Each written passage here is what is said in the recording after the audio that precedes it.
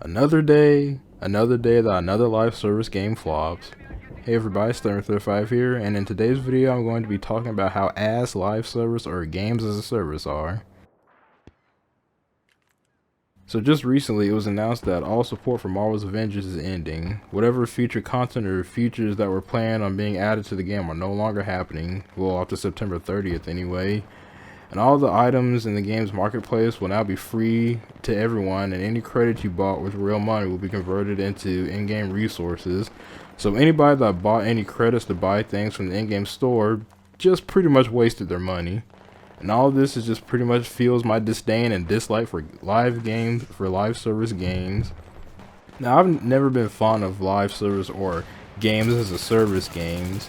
I don't like them from a gameplay perspective because it's an ever-evolving organism of constant change, and if the game is in a certain state or phase that you really enjoy playing it in, then you had better enjoy it while it lasts, because with the constant change, it's only a matter of time before the game either adds or takes away certain aspects of itself in its new phase and it might just put the game in a state that you don't find as enjoyable as it once previously was.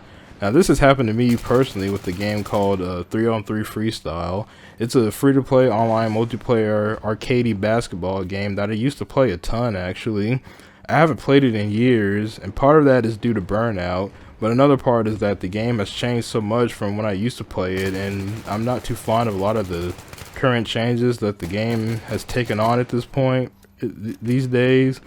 And I find a lot of the newer mechanics and features just annoying to play against, so I don't even play the game anymore now. And I also don't like these types of games from a business practice perspective, because it just gives these companies an excuse to release half-finished games and hold back content intentionally to drip feed out over time to make it seem like things are being added to the game.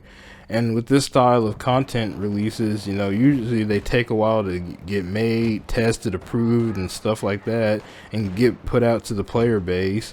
And at times this can cause the player base to complain that content isn't coming out fast enough, and that right there could potentially kill the game, as people get bored of there not being enough things to keep them interested, and then they abandon the game for other games. You could say this is currently happening with the Halo Infinite right now as a perfect example. And with the recent layoffs from at Microsoft's gaming division and at 343 in general, the content is going to be coming in even slower in Halo Infinite, when it seems like it's slow enough as it is if you ask the player base about it. And I feel this is a lot harder on the developers, since they have to work even harder to get things created and pushed out as fast as possible to keep the player interest up. And instead of having to slave away at adding more and more content to the same game for years and years, I think developers should be free to start on a new project at some point. Now, don't get me wrong, adding updates and feature content to a game is perfectly fine, but there's got to be a stopping point somewhere so they can work on something different. Oh, and don't even get me started on how anti-preservationist these games are by nature. Yeesh! Live service games seem to have a really bad track record with, I don't know, staying alive. Let's not forget Anthem chilling over there in the corner on life support. I mean, yeah, the game servers are still active.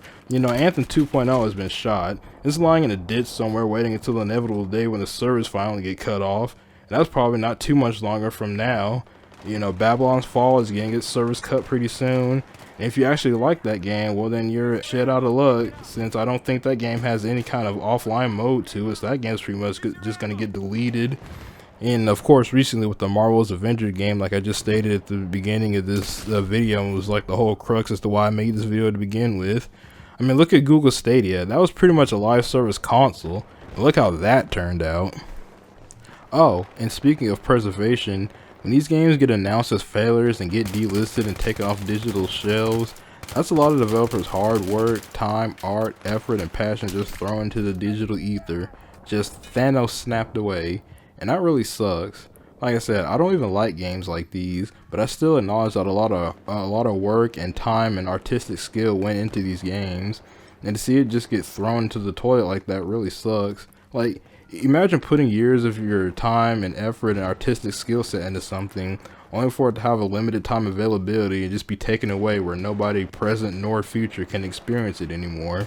That right there is a whole different discussion about why I don't like digital only, but we'll say that for another video. but I've always believed that games are art, and to give art a limited shelf life does it a disservice.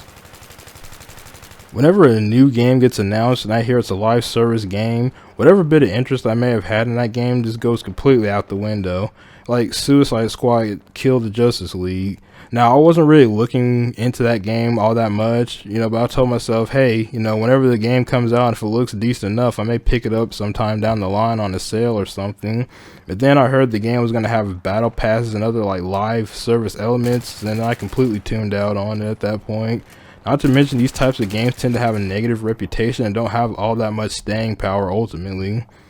But yeah, overall, Marvel's Avengers is just the latest example in a growing list of why I do not like the idea of live service games and why I refuse to ever support it.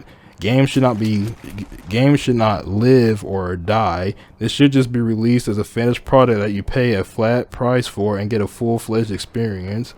But that's it. I'm Stammer35. I'm out. Please don't forget to rate and comment and subscribe. Peace.